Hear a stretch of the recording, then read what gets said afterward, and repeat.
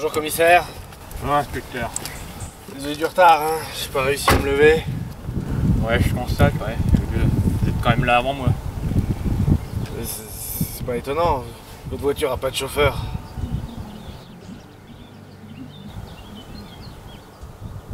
Bon, qu'est-ce qu'on a là? 2 cadavres. Ils auraient été tués cette nuit et on a été prévenus ce matin. Qu'est-ce que vous pouvez me dire de celui-là? Selon nos indications, il aurait été tué par un coup de couteau dans la nuque. Pas de traces de sang? Non. Tout a été effacé par la pluie. Je vois. Et le deuxième?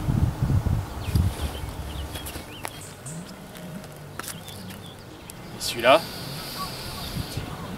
Ça se passe de commentaires.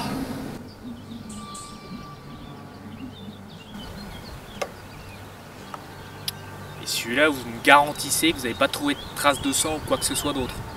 Non, on voulait que la vidéo reste tout public. Je vois. Alors commissaire, qu'est-ce que vous en pensez? J'en pense rien, je sais. C'est le même mode opératoire.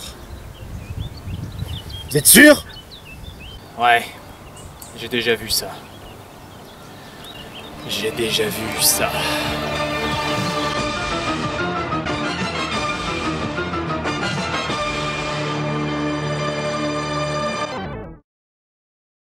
Il est de ces films qui laissent immédiatement l'impression que le réalisateur n'essaie même pas de faire un remake cohérent, rien qu'en regardant le casting. Par exemple, quelqu'un s'est dit un jour « ce type là, Thierry Lhermitte, il aime jouer en finesse, en nuance, par qui est-ce qu'on pourrait le remplacer ?» Je sais, pourquoi pas Arnold Schwarzenegger. Une super production hollywoodienne plus tard, nous y voilà. True Lies contre La Totale.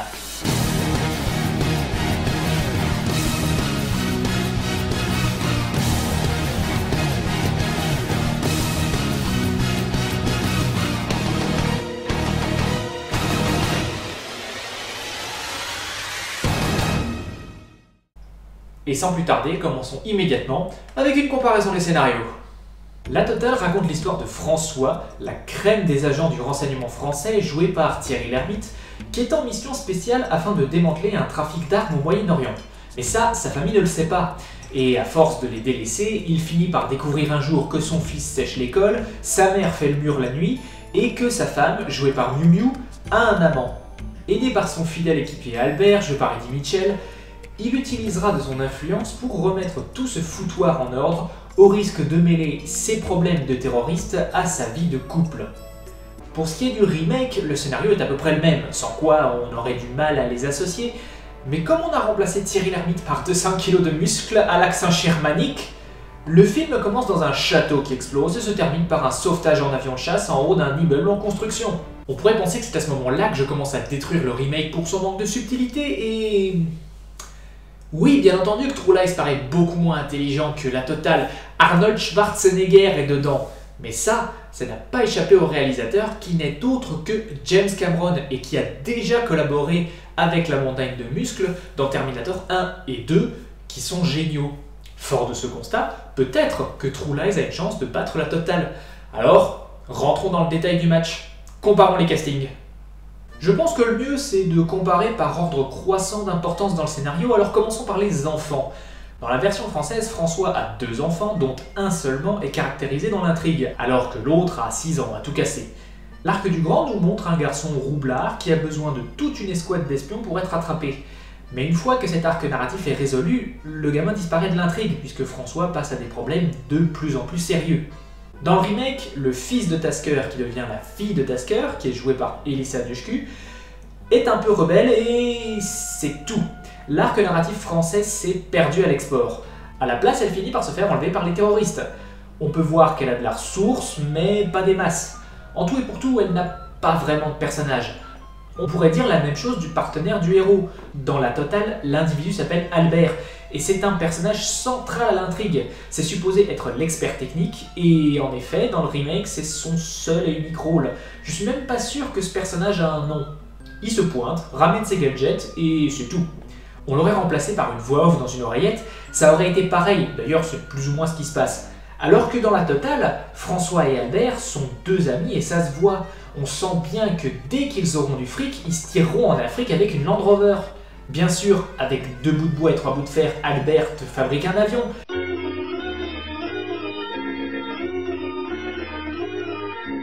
Mais c'est aussi quelqu'un qui a beaucoup de cœur. Et c'est sans doute pour ça que le casting d'Eddie Boogie Woogie Mitchell est absolument parfait. Et ça fait déjà 2 personnages qui ont un rôle très réduit dans le remake par rapport à la version originale. Ce qui est quand même curieux quand on sait que True Lies dure 45 minutes de plus que la totale. Il va falloir compenser. Et True Lies innove avec le personnage de Juno Skinner, joué par Tia Carrere, qui endosse le rôle de femme fatale, bras droit du gros vilain terroriste à peine caché. En pratique, elle flirte par-ci par-là avec Schwarzy et surtout, elle se castagne avec Jamie Lee Curtis en robe de soirée à l'intérieur d'une limousine. Un truc apparemment super sexy, mais dont je vois pas l'intérêt. Mais en tout cas, ça me donne une super transition pour parler des femmes du héros. Dans la totale, elle est jouée par Miu Miu, ça je l'ai déjà dit, et elle a le rôle d'une petite bourgeoise coincée juste un peu plus sexy et futée qu'elle en a l'air. Ce qu'elle joue avec un certain brio d'ailleurs. La même chose ne peut pas vraiment être dite de Jamie Lee Curtis, qui fait plus femme libérée sexy que bourgeoise dès sa première seconde à l'écran, et à la fin, elle enchaîne Tia Carrere à l'arrière d'une limousine et apprend le tango argentin. Bonne ou mauvaise chose? On en reparlera. Le duel principal est, bien entendu, l'ermite contre Schwarzenegger, qui, au-delà d'être complètement injuste sur un ring de boxe, est assez difficile à jauger, parce qu'il joue 2 espions très différents.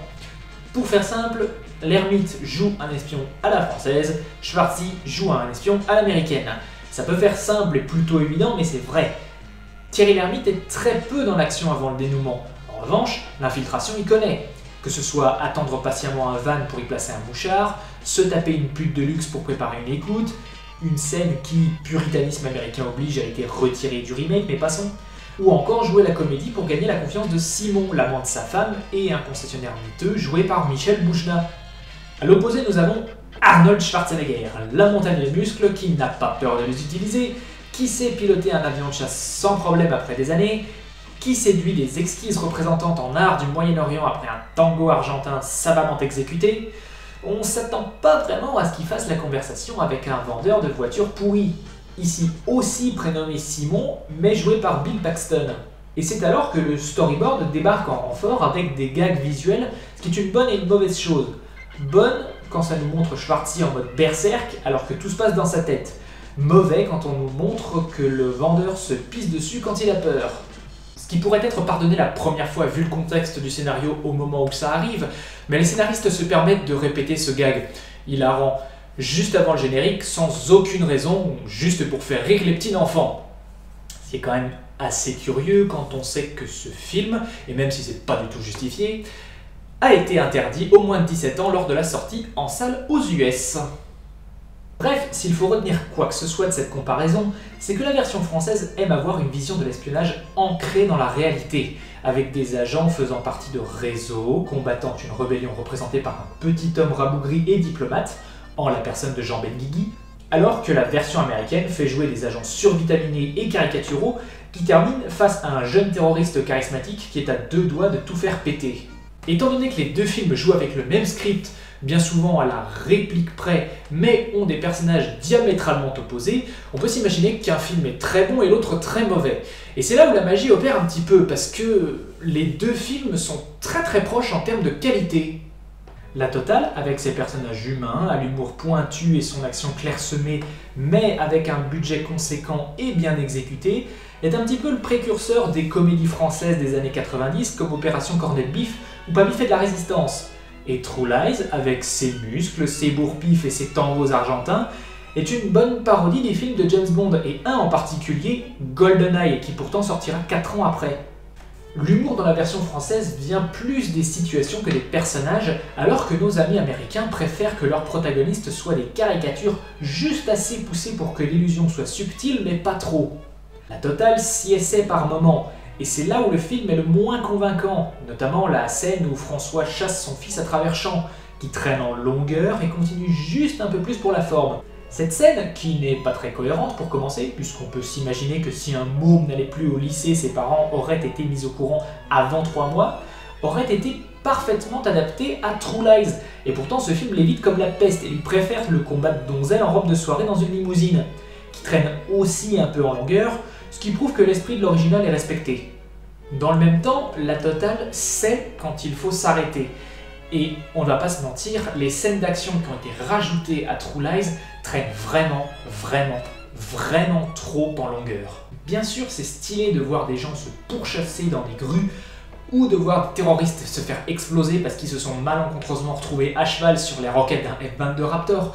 Mais à la fin, on se demande si tout l'humour n'a pas été un petit peu dilué dans cette action et on arrive juste à la limite de se faire chier à la fin. Mais c'est quand même impressionnant de voir qu'on peut emmener le même prémisse dans deux directions somme toute très différentes et obtenir in fine deux films d'une qualité similaire. Et en ce sens, on ne peut qu'applaudir James Cameron qui marque énormément de points dans ce match du remake. Malheureusement, True Lies est quand même perdant face à la Totale et ce pour deux raisons. D'une, pur chauvinisme. De deux,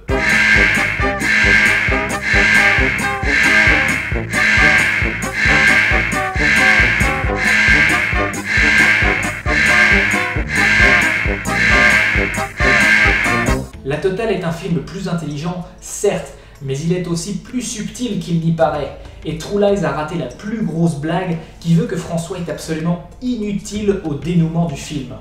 Il fait échouer une filature, grille des moyens d'écoute et d'intervention énormes, et une fois capturé, il s'avère qu'il est pas plus futé que sa femme, manque de les tuer une deuxième fois, pour finalement se rendre compte que son équipe avait déjà tout réglé dans son dos. Si le film avait été fait aujourd'hui, quelqu'un pondrait direct une théorie comme quoi François était gravement blessé au début du film, puisque c'est une chose qui arrive, et que tout le reste du film est une hallucination de son esprit mourant. True Lies de son côté n'a pas autant de jugeote, et si on le refaisait aujourd'hui, les gens diraient que c'est un scandale de ne pas avoir un seul personnage noir, ce dont la Totale est également coupable, certes, et qui dans le cas de True Lies n'est techniquement pas vrai, puisqu'on a Arnold dont le nom veut littéralement dire « nègre noir ». En définitive, c'est la subtilité cachée de la Totale qui me fait le déclarer vainqueur par rapport à True Lies, mais c'est surtout futile d'essayer de les différencier point par point, parce que leurs divergences ne les desservent jamais. Et si vous préférez quand vos comédies ne restent jamais statiques, vous préférerez True Lies. Les deux films sont de bonne qualité et ils ont suffisamment de quoi plaire pour qu'on oublie ce qu'ils ont de déplaisant. Et avec ces sages paroles, je me rends compte que je me suis tiré une balle dans le pied, parce que les bons remakes, ça court pas les rues. Ce qui veut dire que la prochaine fois, je vais souffrir. Du coup, ce sera le mot de la fin, je vais vous laisser là. Il faut que je me prépare. Que je me prépare pour quoi ? Pour la Totale !